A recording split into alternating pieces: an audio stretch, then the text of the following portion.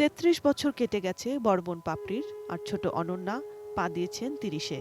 আদারভিটার শ্যামগঞ্জ কালীবাড়ি গ্রামের মৃত আব্দুল মান্নানের মেয়ে তারা। চিকিৎসার অভাব আর পুষ্টিহীনতায় কঙ্কালসার তাদের শরীর। দিন দিন দুর্বল হতে হতে হাঁটার শক্তি হারিয়ে ফেলেছেন অনন্যা। বড় হয়ে শিল্পী হবার স্বপ্ন দেখতেন পাপড়ি, আর অনন্যা প্রকৌশলী। তাদের সেই স্বপ্ন 18 বছর ধরে শেকলে বাঁধা। গরু আসছে ভালো থাকে, গরু তা বন্ধ যাইতে পারে, কিন্তু আদার আটকাইতেছে সেগুলো, এটা মানুষ এইভাবে কোনোদিন থাকতে পারে না। এরা ঘরের মধ্যে পায়খানা প্রস্রাব খুবই দুর্দিন এদের।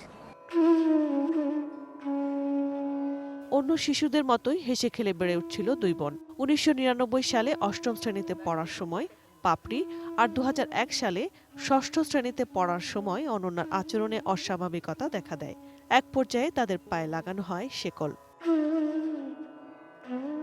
দরিদ্র বাবা মা বেঁচে থাকতে চিকিৎসার চেষ্টা করলেও আশানুরূপ কোনো ফল পাওয়া যায়নি। এখন তাদের দেখাশোনা করে ছোট কিশোর ভাই। দুই বোনকে স্বাভাবিক জীবনে ফিরিয়ে আনতে সরকারের সাহায্য চায় সে। সরকারের কাছে আবেদন করি, আমার এই দুঃখী তিনটে সরকার দেখে আঙ্গুরের জন্য একটু টাকা আঙ্গুর, আমরা খুব কষ্টে আছি। শেকলে বাঁধা দুই বোনের চিকিৎসা সহ পুনর্বাসনের আশ্বাস দিয়েছেন জামালপুরের জেলা প্রশাসক। আমরা এ দুটো মেয়ের চিকিৎসা সহ পুনর্বাসনের যাবতীয় ব্যবস্থা জেলা প্রশাসনের পক্ষ থেকে করব। স্বাভাবিক জীবনে ফিরে এসে দু বোনের স্নেহের বাঁধনে আবারও প্রাণবন্ত হয়ে উঠবে তাদের সংসার। চারপাশের আর 5 জনের মতো স্বাভাবিকভাবে ভবিষ্যতের দিকে এগিয়ে যাবে ওরা 3 জন।